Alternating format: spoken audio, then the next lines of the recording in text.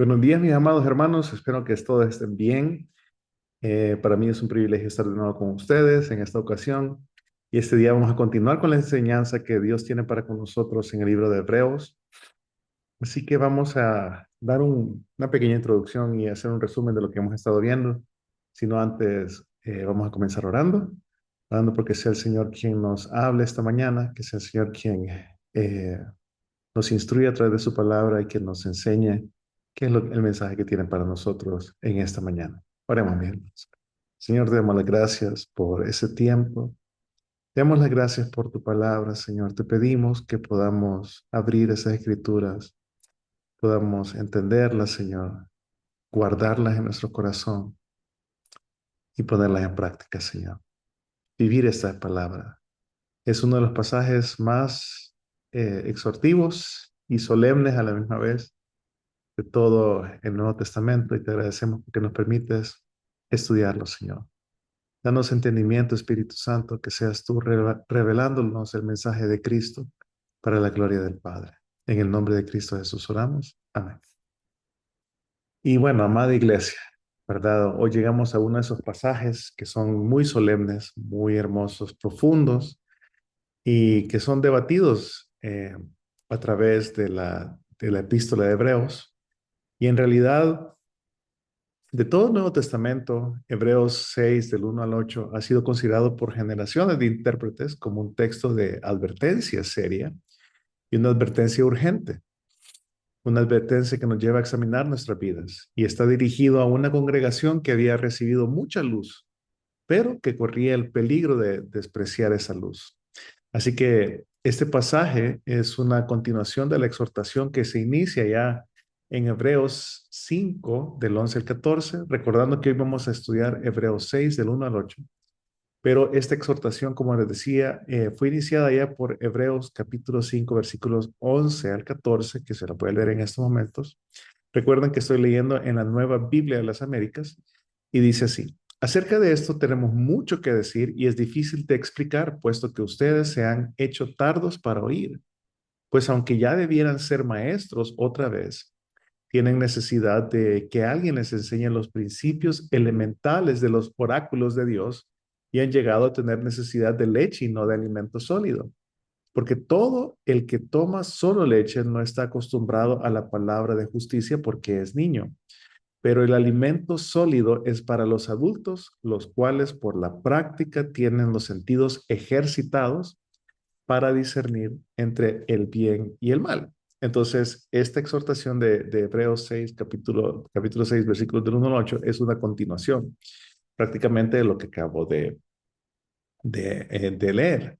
Sí, y es donde el autor de Hebreos lamenta la inmadurez espiritual de sus oyentes, quienes, a pesar del tiempo transcurrido desde su conversión, aún no podían digerir alimento sólido. Entonces, aquí en este pasaje que acabamos de leer al final del capítulo 5, el autor les reprocha su lentitud para oír, su necesidad constante de leche espiritual y su falta de discernimiento.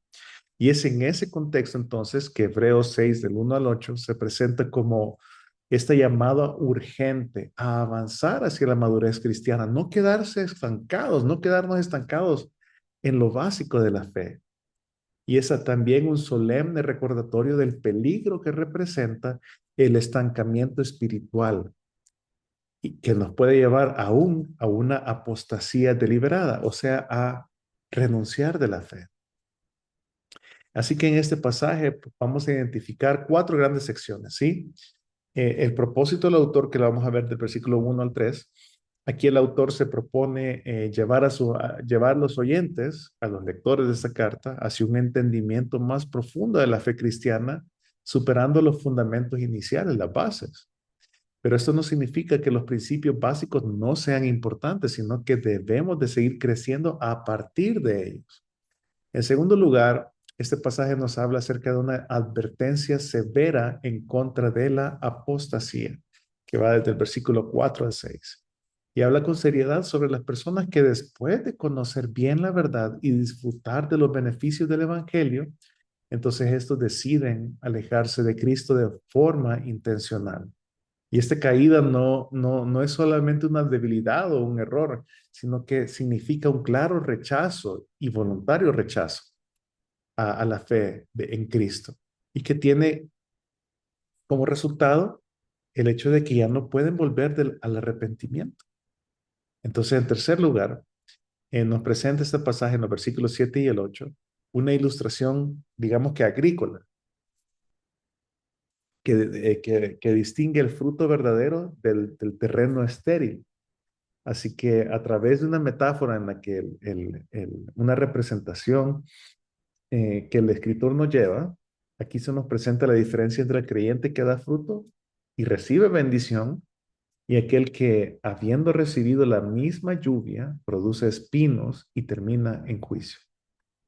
Y por último lugar, el resto del capítulo y como un anticipo al resto del capítulo, de los versículos 9 al 20, nos habla acerca del consuelo para los fieles.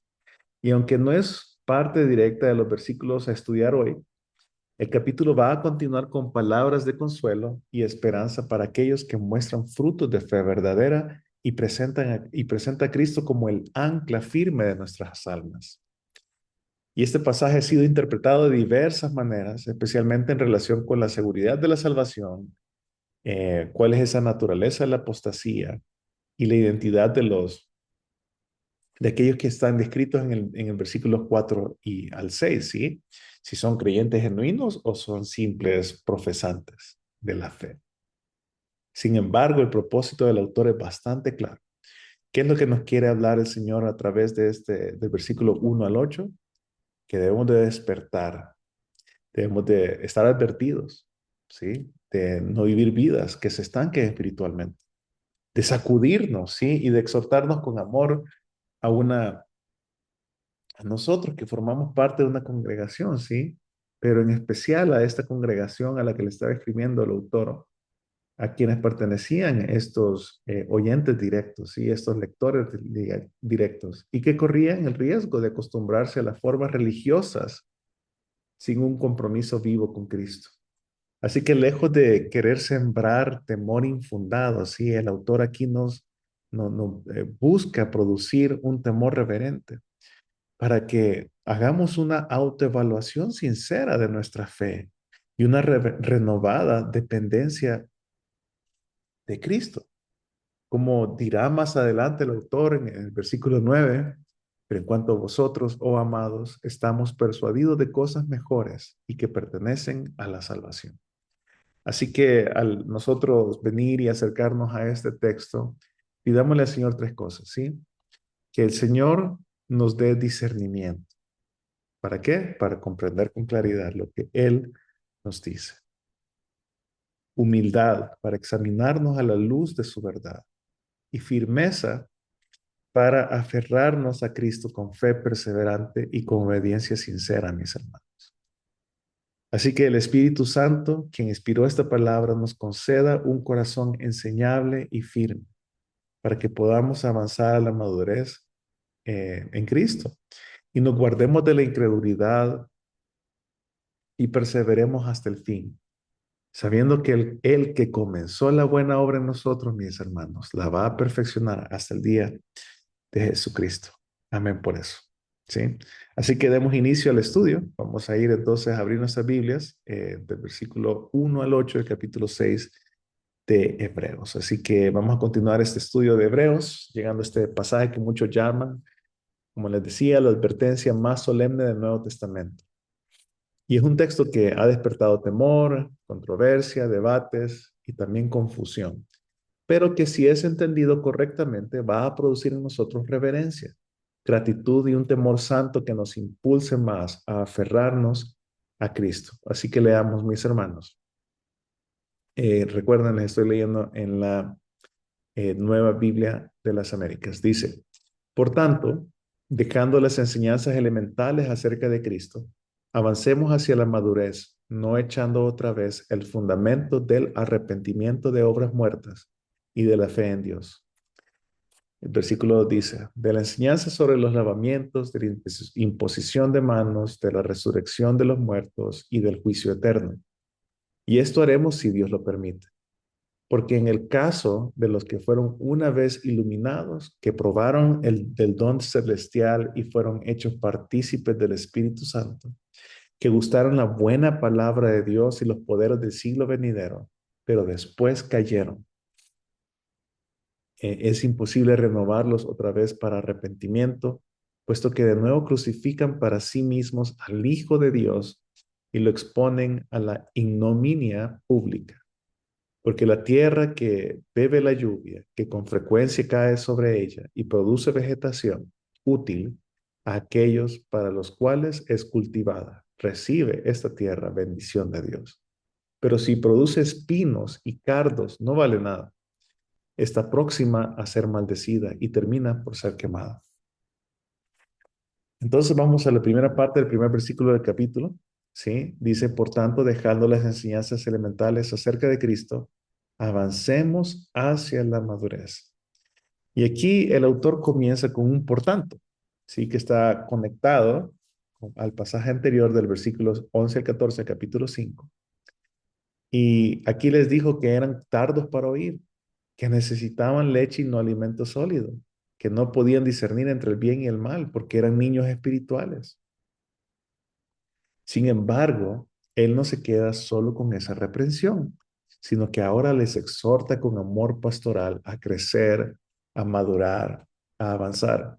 Entonces, cuando dice dejando ya los rudimentos de la doctrina de Cristo, esto no significa abandonar el fundamento, sino que edificar sobre él. La palabra rudimentos, que en griego es arches, se refiere a los primeros principios, a esas doctrinas básicas, los ABCs de la fe, que son esenciales, pero no son suficientes como meta final. Así que el verbo vamos adelante a la perfección, ¿sí? En el original en el griego, esto expresa un impulso hacia adelante que depende no de nuestras fuerzas, sino que depende completamente de Dios. Y aquí el anhelo del autor es que su iglesia sea madura, que no sea superficial, que esté firme, fundamentada en la doctrina correcta de Cristo, que no sea fluctuante, sino que esté completa, que a la vez no sea infantil, dependiente de leche, sino que avance de la leche a la carne, así como un bebé avanza. Sí, yo tengo a mi hijo de 6 meses y está en esa transición en donde va a pasar de leche a alimento sólido. Y ese es el deseo del autor aquí, que avance, porque es natural, es algo que se espera de crecimiento espiritual de la iglesia, ¿sí? Que avance de la leche a la carne, del fundamento a la edificación, ¿sí? De la teoría a la práctica, de la inmadurez a la madurez. Miren cómo John Owen comenta que este llamado no implica desprecio por los principios básicos, sino que el apóstol no desecha los fundamentos, sino que urge a edificar sobre ellos, de manera que no se vuelvan una excusa para el estancamiento espiritual. Mis amados hermanos, ¿cómo está su crecimiento espiritual? ¿Cómo está mi crecimiento espiritual? Llevamos años conociendo las mismas verdades sin avanzar en santidad, en obediencia, en amor, en gozo y servicio, conocimiento profundo de Cristo. O usted puede realmente ver un avance claro en su vida cristiana. Mis amados, no basta con conocer la doctrina si no estamos siendo transformados por ella. Y esta es una advertencia solemne. Sí, es algo que nos debe de poner en, en alerta, en cierto caso. Que estamos viendo nuestros frutos de nuestra vida. ¿Sí? Eh, no nos esperemos quedarnos solamente con lo básico, sino que dejemos atrás esas enseñanzas y construyamos. O sea, no está diciendo olvídenlas, sino que pasen ya de ellas, es lo que está diciendo. Sí, es prácticamente. Ahora veamos la segunda parte de estos rudimentos, ¿sí? O sea, de estas, por decirlo así, de estas cosas básicas, ¿sí? Y aquí el autor enumera 6 doctrinas básicas organizadas en 3 partes. Sí, esto nos explica cómo avanzamos hacia la madurez. Primero dice, no echando otra vez el fundamento del arrepentimiento, de obras y de la fe en Dios. Y recordemos que el tema del arrepentimiento es el mismo mensaje de Juan el Bautista y de los apóstoles que nosotros vemos, ¿sí? Miremos en el Evangelio de Marcos, capítulo 1, versículo 15, dice, el tiempo se ha cumplido. Sí, decía, y el reino de Dios se ha acercado. Así que arrepiéntanse y crean en el Evangelio. Entonces, cuando se habla acerca de la salvación, podemos estar seguros, y lo vamos a ver en el libro de Hechos, en donde nosotros necesitamos arrepentirnos de nuestros pecados y creer en la obra que Cristo hizo en la cruz, en donde pagó por nuestros pecados, quitó la deuda que teníamos ante el Padre y ahora podemos tener una relación estrecha de padres a hijos, de padre a hijos, ¿sí? Y veamos cómo lo dicen los apóstoles, ¿sí? En Hechos 20:21. Miren, testificando solemnemente, Hechos 20:21.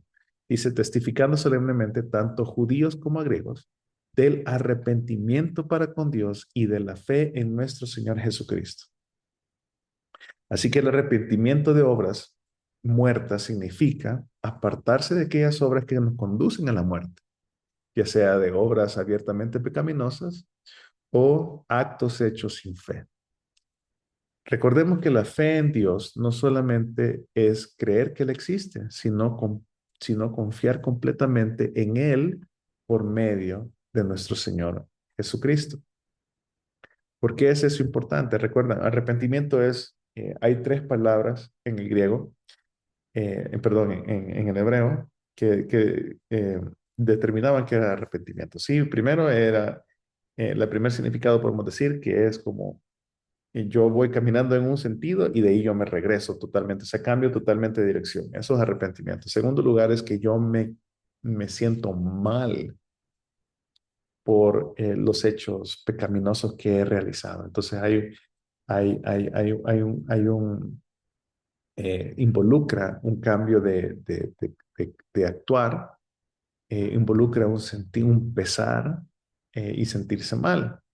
Sí, miren, y no solamente basta con arrepentirse, porque el arrepentimiento viene porque yo entiendo y comprendo que soy pecador, pero no solamente eso, y que he ofendido a Dios con mi pecado, sino que necesito depender completamente de la obra de Cristo para alcanzar salvación. Miren lo que dice Hechos 4:12. En ningún otro hay salvación, porque no hay otro nombre bajo el cielo dado a los hombres en el cual podamos ser salvos. Sí, entonces ese nombre es el nombre de Jesucristo. Y lo que pasaba es que muchos judíos practicaban un arrepentimiento externo sin una verdadera conversión. Y por eso el autor los llama a una fe viva y genuina. Miren, John Owen observa que estas obras muertas no solo incluyen el pecado grosero, sino que toda la forma de adoración sin Cristo. Nosotros podemos estarnos congregando en una iglesia, podemos profesar, eh, ser cristianos, aún nos pudimos haber bautizado, pero si nuestra vida, nuestros frutos de nuestra vida no reflejan la fe que nosotros profesamos creer, entonces debemos de examinarnos, dejando de preguntarnos, ¿realmente he creído en la obra de Cristo? ¿Sí? Entonces, miremos el segundo concepto que vemos ahí. Ya vimos primero, no echando otra vez el fundamento de arrepentimiento de obras muertas y de la fe en Dios. Versículo 2, de la enseñanza sobre lavamientos. Hebreos 6:2 dice, comienza con eh, los lavamientos, ¿sí? Y de ahí dice de la imposición de las manos, de la resurrección de los muertos y del juicio eterno.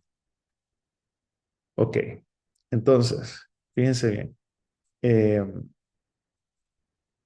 la enseñanza de los lavamientos, y esto hablaba acerca del lavamiento de los pecados. Así que volvemos al punto de la cruz de Cristo, solo recuerden cuando Cristo lava los pies de los discípulos, estaba dando un punto de lo que iba a pasar después en la cruz, que si no es a través de Cristo y de su sangre que nos lava nuestros pecados, nos limpia nuestro pecado, nos perdona, nosotros no podemos accesar a la presencia de Dios, ¿sí? No podemos tener la salvación, porque si no es a través de Cristo, nosotros no podemos eh, acceder al Padre, ¿sí? Entonces, y de ahí dice, de la imposición de las manos, ¿sí? Y esto de los lavamientos tiene también que ver, antes de pasar a la imposición de las manos, eh, tiene que ver con, miremos ahí para que lo veamos un poquito más claro, Hebreos 9:10. Hebreos 9:10. Y, y la palabra griega, fíjense que se usa en lavamiento, es baptismón, baptismón, que es mejor traducida como lavamientos. Miren, Hebreos 9:6 también lo menciona. Dice, ya que tienen que ver solo con comidas y bebidas y diversos lavamientos, ordenas, que son ordenanzas para el cuerpo impuestas hasta el tiempo de reformar todas las cosas. Sí, entonces estas eran figuras de lo que Cristo hizo en la cruz, de ese lavamiento que hubo de nuestros pecados. Ya, ahora vamos a la imposición de las manos y aquí sí vemos que han habido varios usos, ¿sí? Primer uso de imposición de las manos es de bendición. ¿Sí? Mateo 19:13 dice, entonces trajeron algunos niños a Jesús para que pusiera las manos sobre ellos y orara. Y los discípulos los reprendieron. ¿Sí? Entonces es para que Cristo en ese sentido orara por ellos. Entonces esa imposición de manos tenía que ver con bendición. También tiene que ver con sanidad. ¿Sí? Otro significado de esta imposición de manos tiene que ver con sanidad. Vamos a Hechos capítulo 9, versículo 17.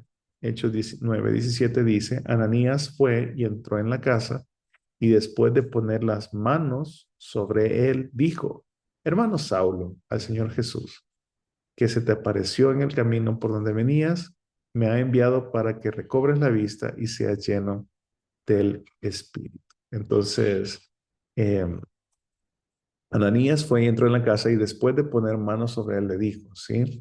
Entonces, en ese sentido, lo hizo por esa posición de mano fue acerca de esta ceguera que tenía Pablo por haber visto a nuestro Señor Jesús.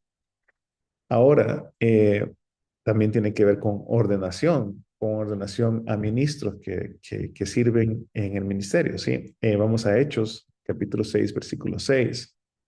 Miren, en otra ocasión en donde se usa la imposición de manos. Dice, a estos se los presentaron ante los apóstoles, hablando de los diáconos que habían sido elegidos de unos hombres fieles que iban a ser elegidos de dentro de la iglesia. Dice, a estos los presentaron ante los apóstoles y después de orar pusieron sus manos sobre ellos. Entonces en ese momento estaban como ordenándolos y entregándolos y santificándolos por algún sentido para ordenarlos como ministros, como diáconos. ¿Sí? Y también tiene que ver con impartición de dones. Veamos en 1 Timoteo capítulo 1 versículo 6. Dice, por lo cual te recuerdo que avives el fuego del don de Dios que hay en ti por la imposición de mis manos. Entonces estos temas eran conocidos en el judaísmo, ¿sí? En prácticas judaicas. Y por eso el autor lo considera como básico, ¿sí? Y exhorta a avanzar hacia lo distintivamente cristiano, ¿sí? Miren cómo John Owen comenta también aquí y dice, estas prácticas eran sombra de bienes venideros que no pueden perfeccionar al que las practica.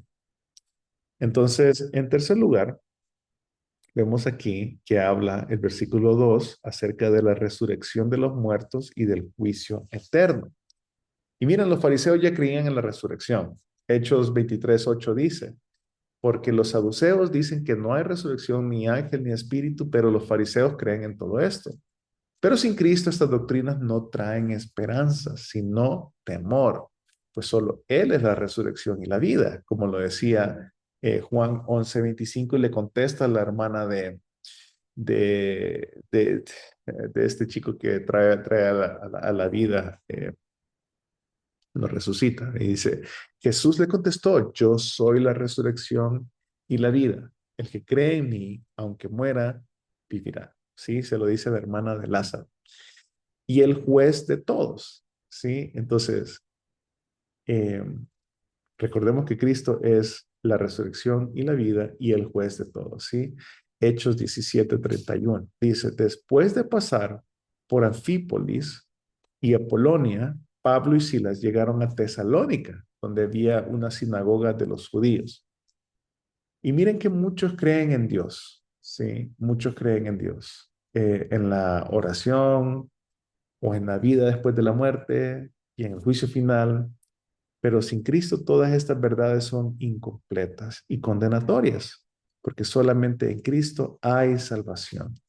Entonces, pero la invitación es pasar más allá de todas estas prácticas e ir creciendo en profundidad en la vida cristiana, en la palabra de Dios, ir entendiendo más, aprender a estudiar todo el consejo de la palabra de Dios para entender más cómo Él es. A medida que nosotros entendemos cómo Él es, conocemos al único Dios vivo y a su Hijo Jesucristo, a quien Él envió, como lo dice en el Evangelio de Juan.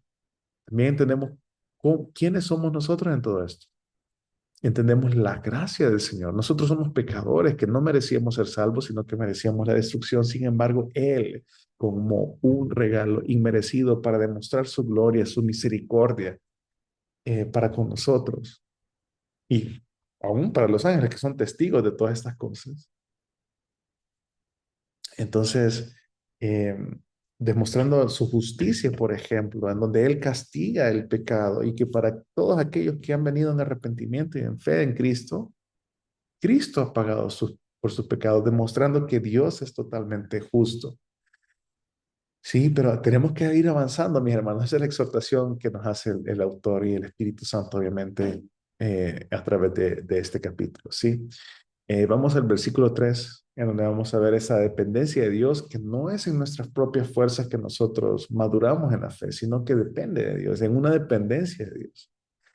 Sí, y el versículo 3 dice, y esto haremos si Dios lo permite. Y aquí el autor entonces viene y expresa humildad, ¿sí? Y dependencia total de la gracia de Dios. El crecimiento espiritual no es solo una cuestión de esfuerzo humano, sino de la obra soberana del Espíritu. Miren cómo lo dice Pablo en Filipenses capítulo 2, versículos 2 y 13.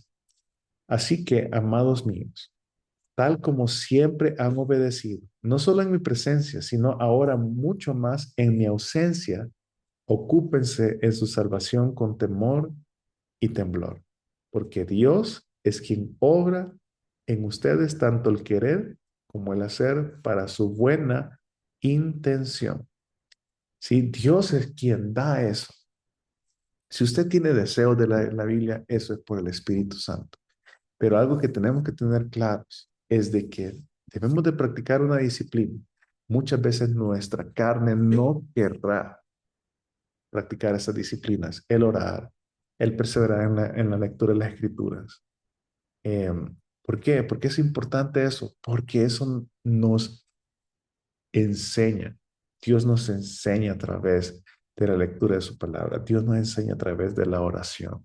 Así que tenemos que venir en humildad, reconociendo que no es nuestro crecimiento, nosotros no eh, producimos ese crecimiento, sino que es el Espíritu Santo que mora en el creyente. ¿Sí? Y aunque el apóstol anima al progreso, reconoce que solo Dios puede hacerlo efectivo. Toda edificación espiritual es su obra y a Él le tenemos que dar nada más la gloria si nosotros estamos entendiendo más su palabra. Debemos de orar constantemente, Señor, llévanos a la madurez, haznos crecer en santidad y amor por ti. Sin ti nada podemos hacer. Miren lo que dice Cristo en Juan 15:5. Dice, yo soy la vid, ustedes son los sarmientos. El que permanece en mí y yo en él. Ah, miren esa palabra, permanece en mí y yo en él. Ese da fruto, porque separados de mí nada pueden hacer, y mucho menos en nuestro crecimiento espiritual. Ahora vamos a los versículos 4 y 5 que nos habla acerca de la experiencia de los apóstoles, de estos que se apartan de la fe. Dice, porque es imposible que los que una vez fueron iluminados. Y aquí el autor introduce una advertencia solemne, ¿sí? Describe a personas que primero fueron iluminados. O sea, esas personas que recibieron la enseñanza clara de la verdad, así como lo dice en Hebreos 10:32, que dice, pero recuerden los días pasados cuando después de haber sido iluminados, ustedes soportaron una gran lucha de padecimientos. Pero mis hermanos, el ser iluminado no es lo mismo que ser regenerado, o sea, de haber nacido de nuevo. Por ejemplo, Balaam en el Antiguo Testamento, ya por número 24, él fue iluminado y pudo entender acerca del pueblo de Dios y dar profecía y no era salvo. Judas escuchó a Cristo, pero lo traicionó. Entonces no asumamos de que porque venimos a la iglesia, que porque nos hemos aún bautizado, nosotros realmente somos personas que han nacido nuevo. Nuestra vida tiene que atestiguarlo. Nuestros deseos tienen que atestiguarlo. ¿Sí?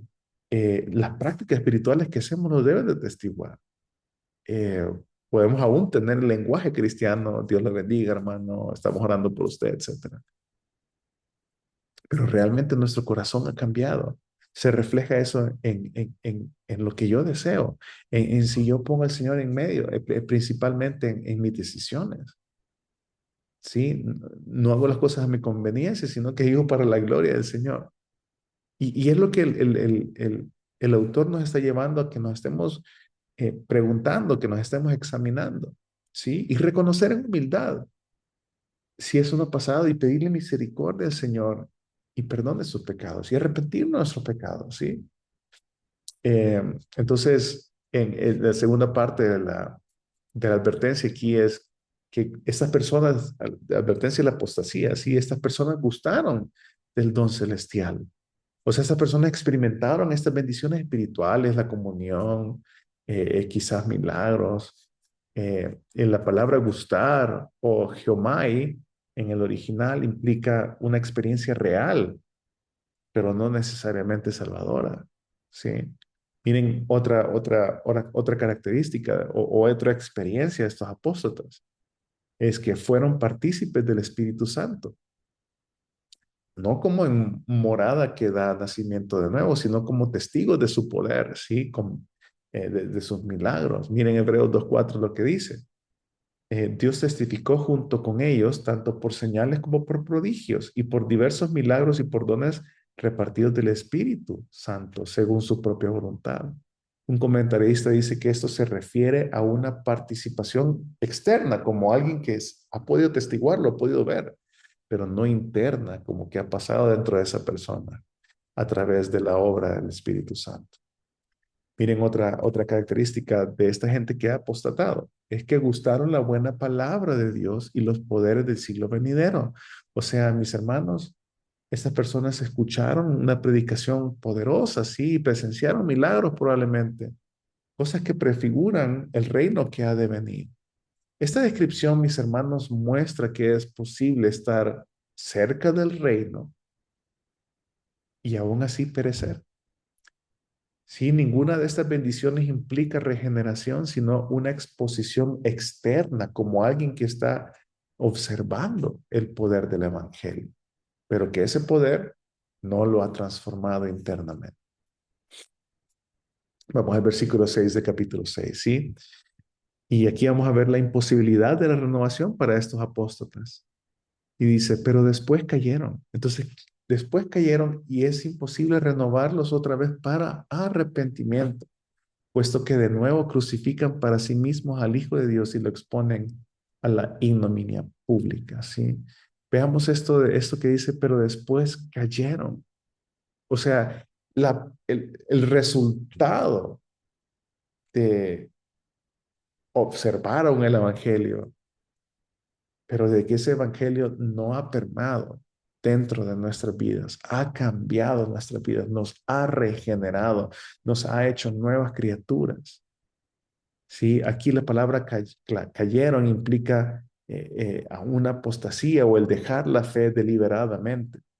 No es una simple caída, sino que es un rechazo consciente de la obra de Cristo. Entonces, eh, para estas personas es imposible ser renovadas otra vez para arrepentimiento. Sí, Eh, dice después el versículo, puesto que de nuevo crucifican para sí mismos al Hijo de Dios y lo exponen a ignominia pública. Esto que equivale a declarar, mis hermanos, que Cristo merecía morir, despreciando su sacrificio. O sea, quien rechaza a Cristo después de haberlo conocido, lo trata como los que lo crucificaron, mis hermanos. ¿Cómo trataron a Cristo los que lo crucificaron? Lo trataron con desprecio y con escarnio público. Ignominia, mis hermanos, pública quiere decir vergüenza pública. avergonzaron a Cristo públicamente. Ese texto no enseña pérdida de salvación verdadera, enseña que quienes abandonan a Cristo definitivamente nunca fueron salvos, nunca habían realmente nacido de nuevo. Miren, primera de Juan 2:19 lo que dice. Ellos salieron de nosotros, pero en realidad no eran de nosotros, porque si hubiesen sido de nosotros, habrían permanecido con nosotros, pero salieron a fin de que se manifestara que no todos son de nosotros. Qué tremendo, mis hermanos. Que el Señor nos salve de esto. Examinémonos, mis hermanos, examinémonos. Que no caigamos trampa de aún de nuestras propias mentiras internas que ni sabemos que son mentiras. Pero nuestra vida debe reflejar que hemos nacido de nuevo, mis hermanos. Debe de reflejarlo. Es una advertencia muy solemne, mis hermanos, a la cual vale la pena prestarle atención. Y en oración, examinarnos delante de las Escrituras, delante de la palabra de Dios, delante de la presencia del Señor. Vamos al versículo 7 y 8. Y aquí nos da una ilustración a través de una ilustración de todo esto a través de un ejemplo agrícola, ¿sí? De la tierra. Versículo 7 dice, porque la tierra que bebe la lluvia, que con frecuencia cae sobre ella y produce vegetación útil a aquellos por los cuales es cultivada, recibe bendición de Dios. La tierra que recibe la palabra, mis hermanos, y produce fruto es símbolo del creyente verdadero. Es natural para un creyente verdadero producir fruto. Sí, mira, un comentarista lo compara con un corazón preparado por el Espíritu que recibe la palabra con fe, creyendo. Y esto produce fruto de obediencia. Versículo 8 dice, pero si produce espinos y cardos, no vale nada. Está próxima a ser maldecida y termina por ser quemada. La tierra sin fruto representa al profesante vacío. Produce espinos, no fruto. Y su fin va a ser el juicio y la condenación eterna. Y así como la semilla de la palabra de Dios solo echa raíz permanente en buena tierra, la lluvia produce cosecha cuando cae en tierra fértil. Esta imagen respalda la idea de que aquellos que se apartan nunca fueron verdaderamente salvos, como en la parábola del sembrador, donde la semilla parece por un tiempo dar lugar a una planta sana, pero no echa raíz verdadera. Así también quienes no tienen fe salvadora verdadera pueden mostrar cierto crecimiento aparente al experimentar la lluvia de las bendiciones de Dios. Sin embargo, como en la parábola, si el terreno no es bueno, el crecimiento no será duradero. Así como la tierra inútil recibe lluvia sin beneficio, muchos reciben luz sin ser transformados. Su fin, mis hermanos, es justo, es el ser desechados. Mis hermanos, este es el fin del pasaje. Vuélvalo a leer en su casa, vuelve a escuchar si quiere esta predicación. Pero la invitación aquí, mis hermanos, es a examinar nuestros corazones con honestidad.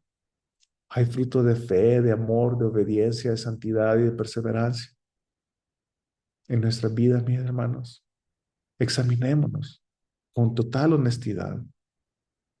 En segundo lugar, mis hermanos, aferrémonos a Cristo con temor reverente. Nuestra seguridad solamente puede estar fundamentada en su obra, no en nuestras obras.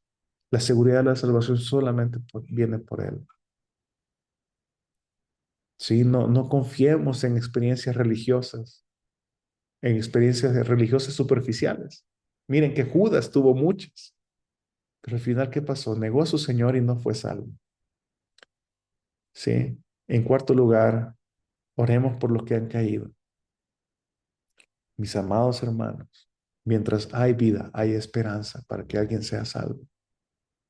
Continuemos predicando el Evangelio, compartamos el Evangelio, no nos cansemos, exhortemos con amor, con reverencia y vivamos, mis hermanos, con temor santo. Este texto que hemos leído hoy nos sirve para examinarnos, no para juzgar a otros, ¿sí? En todo caso, juzguémonos a nuestras propias conciencias, a nosotros mismos. Examinémonos y seamos honestos. Y pues, amado oyente, si hoy escuchas su voz, tú que nunca les has escuchado, que no has creído en Cristo, que no te has arrepentido de tus pecados, pues no endurezcas tu corazón. No importa cuánta luz hayas recibido, si no has nacido de nuevo, estás en peligro de condenación. Venga a Cristo hoy. Solo en Él hay vida eterna, hay perdón de pecados y hay seguridad y esperanza para cuando todos lleguemos ante el juicio que Cristo va a hacer, en donde va a ser o vida eterna para salvación, vida eterna con Él o destrucción final, eterna. ¿Sí? Solo en Cristo hay esperanza. Venga y viva hoy. Así que el Señor nos conceda hacer tierra buena, mis hermanos, que recibe la lluvia y da frutos para su gloria. Oremos, mis hermanos. Señor, te damos las gracias por tu palabra. Señor, nos rendimos ante ella y te pedimos, Señor, que nos permitas examinarnos, que guardar esta palabra y que esta palabra nos ayude a examinarnos, a ser honestos con nosotros mismos y plantearnos si realmente hemos dado fruto después de la conversión. Señor, si realmente hemos sido redimidos, que queremos vivir para ti, esperamos con ansias tu regreso para seguir aprendiendo de ti y vivir vidas en donde sean de alabanza para tu nombre, de adoración. Aun si a mí no me gusta eso, me tengo que preguntar entonces si realmente he sido salvo, porque eso es lo que vamos a hacer totalmente por la eternidad, alabarte, conocerte más, pasar hablando de ti, Señor. Que sea tu Espíritu Santo iluminándonos, iluminando esta palabra para que la podamos entender. Te agradecemos por ella, Señor. Aún para aquellos que tal vez han caído, Señor, o que piensan que han sido salvos y tal vez no lo son. Permítanos ser misericordiosos, llenos de gracia. Sí, permítanos seguir compartiéndoles el Evangelio, aún aquellos también, para aquellos que no te conocen, tanto dentro de la iglesia y fuera de ella. Te agradecemos por tu palabra, Señor. Gracias, Padre, por este mensaje. En el nombre de Cristo Jesús oramos. Amén. Bueno, mis hermanos, de verdad espero que esta palabra permee en nuestros corazones, en nuestras mentes y que nos ayude a confiar más en la obra de Cristo y a saber que si no fuera por Él no podemos tener salvación. Y eso debe demostrarse en nuestras vidas, mis hermanos. Que el Señor les bendiga, que el Señor les bendiga la semana por delante, que les permita guardar esta palabra. Cuídense, mis hermanos. Nos vemos en un par de semanas, Dios mediante. Adiós.